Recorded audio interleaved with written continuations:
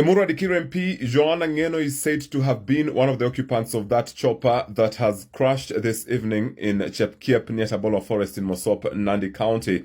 And he is said to have been in the company of 5 other unidentified individuals. So news just coming in is that Emurua Dikir MP Joanna Ngeno is feared dead in a helicopter crash in Mosop, Nandi County. Tumepata habari ya kwamba mjumbe wa Dikir pale Kipsigis Joanna Ngeno ameaga dunia kwa ajali ya helikopta. Sisi tunataka kuuliza uchunguzi kamili, kwa sababu tunajua huyo kiongozi amekuwa na pingamizi kali pale kwa Kipsigis, kwa sababu amekuwa kingpin ya wa Kipsigis. We want to call for a very thorough investigation into the helicopter crash that has killed the Honorable Joanna Ngeno. Situmetuma rambi. Tunataka 1 minute of silence in honor of the Honorable Joanna Ngeno, mjumbe wa pale Dikir.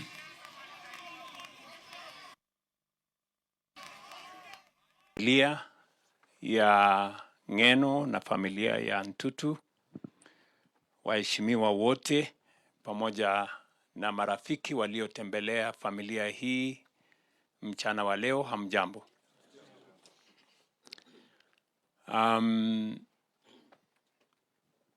We have come here and I have come to share my condolences, that of my family and the entire government of Kenya, to the widow, the children, and the family on the demise of our brother, our friend,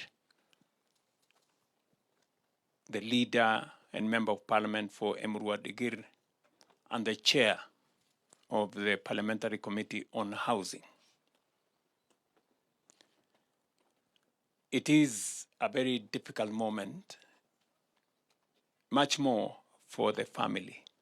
And I know for colleagues here who have worked very closely with Ngeno, and for me as a person who I shared many things with Ngeno, especially when he was chair, as he was chair of the Committee on Housing.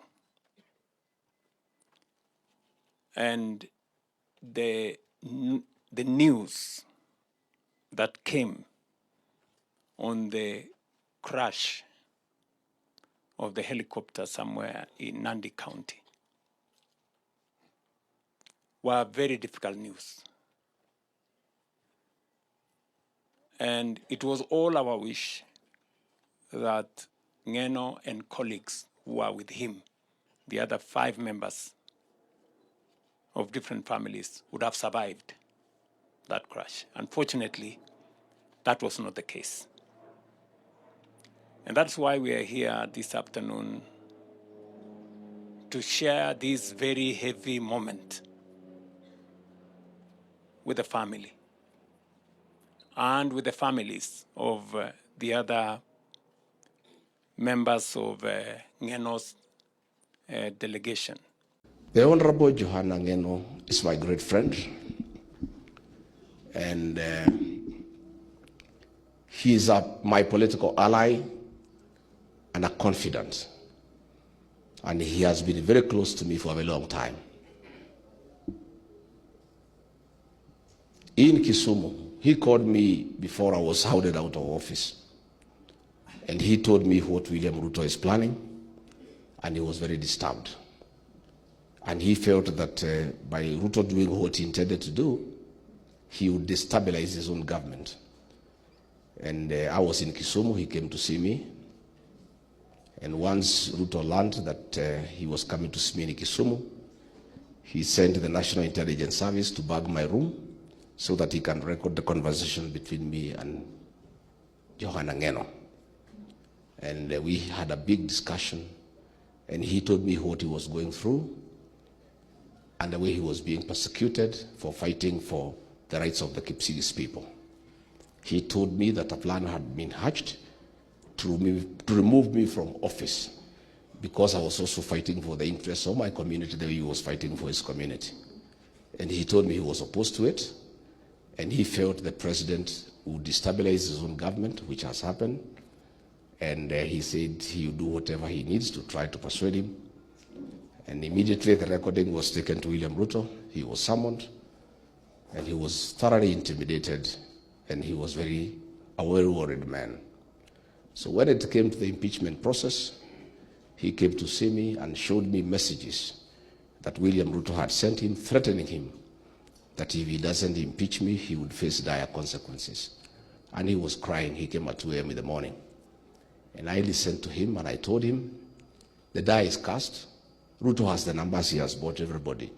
Even if you don't sign that impeachment, it will change nothing. Instead of endangering you and your life and your family, just go ahead and sign. He signed with a lot of tears. The same happened to Muhammad Ali, the MP for Nyari. He was also thoroughly intimidated, and he shared me with the messages Ruto was sending them from the United States.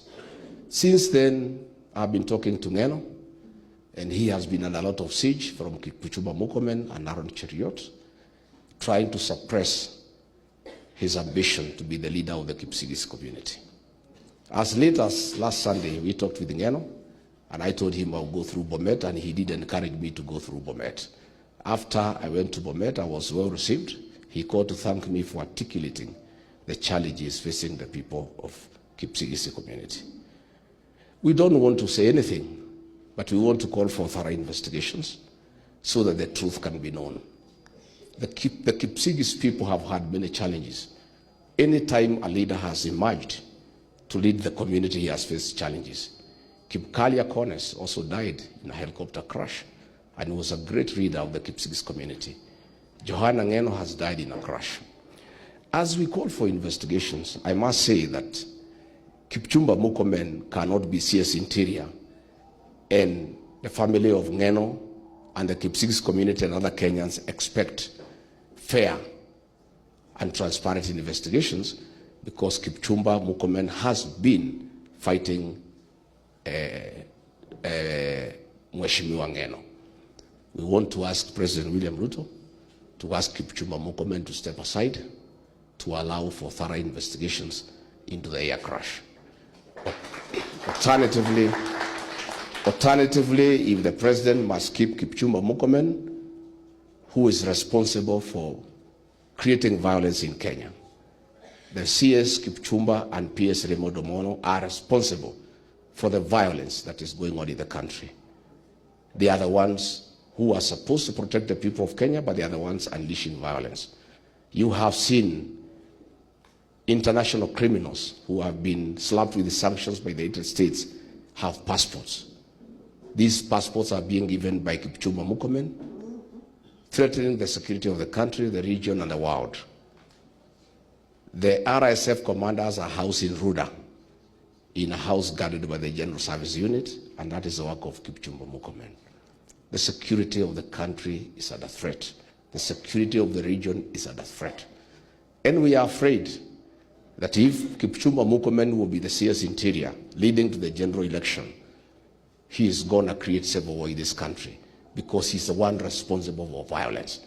So if William Ruto cannot ask Kipchumba Murkomen to step aside, we ask that we get the Scotland Yard or the FBI to come and carry out independent investigations into the air crash that caused the demise of Johanna Ngeno. We want to send our condolences to his family and the people of Emurua Dikir and the Kipsigis community and members of parliament. He was a great leader. He had great ideas. I have really lost a great friend, a confidant, a political soulmate, a man we shared many values and who had great ideas for this country. So those are the challenges.